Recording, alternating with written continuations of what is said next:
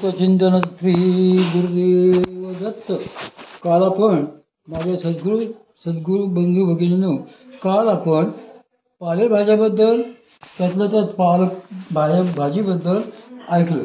आज आपण साधकांनी घ्यायच्या दक्षता ज्या आहेत त्या कोणकोणत्या, हे जो संती वसलेला ठाऊ या पुस्तकातील शिरीष सद्गुरू कवडे महाराजांनी सांगितलं आहे की श्री माऊलींनी येथे झाडे असे म्हटले आहे, झुडपे म्हटले नाही. हे लक्षात घ्यावे, कारण पुढे ते म्हणतात की सदा फळती, म्हणजे ते वृक्ष नेहमी फळणारे असावेत. श्री माऊलींनी त्या वृक्षांपासून मिळणाऱ्या फळांना अमृताचे पाडे असे म्हटले आहे. ही फळे जरी सगळ्या प्रकारची आणि 12 महिने मिळाली नाही तरी त्या ऋतूंमधली फळे साधकांना त्या वेळी मिळायला हवीत. ही फळे साधकाकरिता अमृता समान केव्हा होतील, तर ती जर त्याच्या प्रकृतीला मानवली तरच. समजा एखाद्याची पित्त प्रकृती आहे आणि त्याने जर आंबा खाल्ला तर तो त्याला विषासारखा होईल. आंब्याच्या सेवनाने त्याच्या अंगात लागलीच पित्त व उष्णता वाढेल.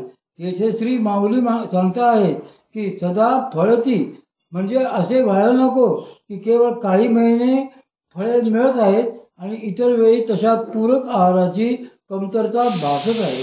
साधकाला फळे कंदांकरता शोध घेत फिरावे लागू नये, कारण जर अधिकाधिक साधना करायची असेल तर बसल्या जागी त्याला देहपोषणाकरता अनुकूल असलेल्या खाद्यवस्तू मिळायला पाहिजेत.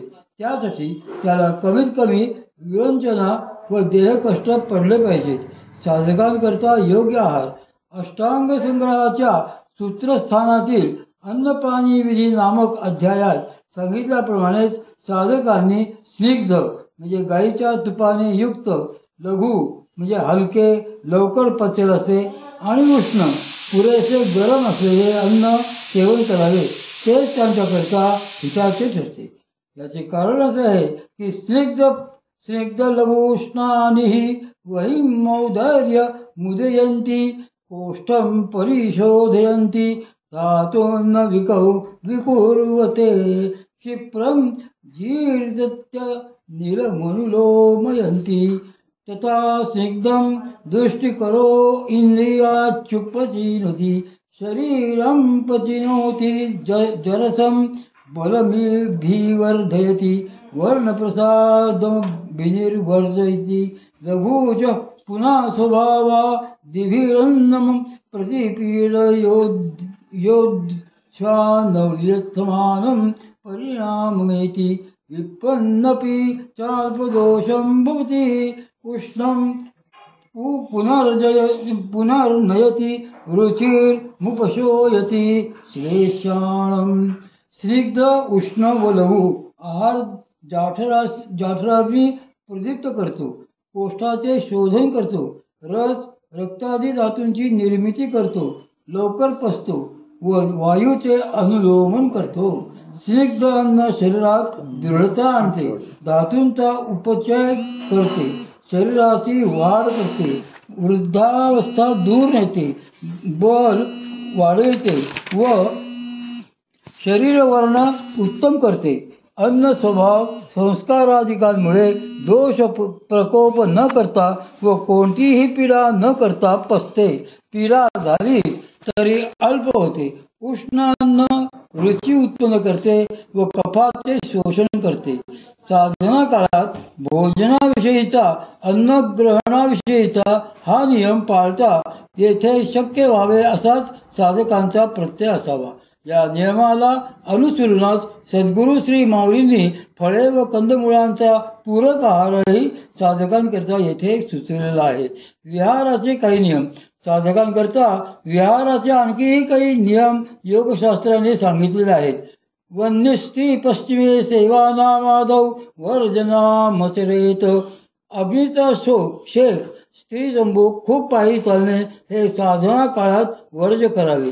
योग तत्वोपनिषदातही वर्ज गोष्टींमध्ये वरिस्त्री पदसेवनम हा नियम सांगितलेला आहे.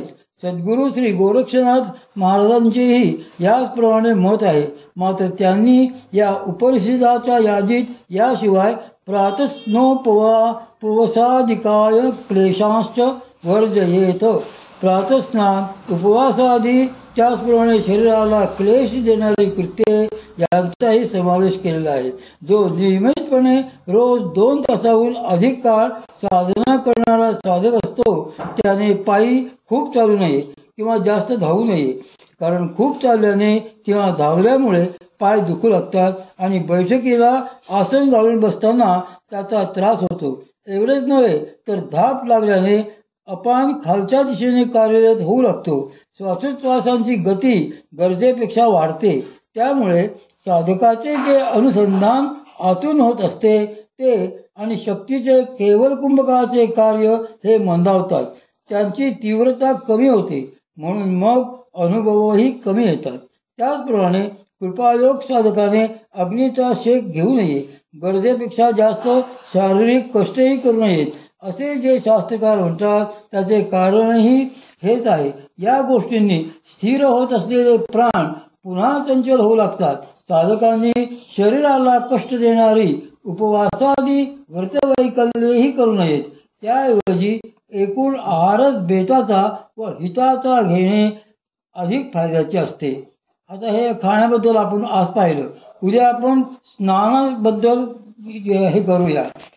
परमपूज्य दादासाहेब काय म्हणतात स्नानाच्या वेळी ते उद्या पाहूया. अवधूत चिंतन श्री गुरुदेव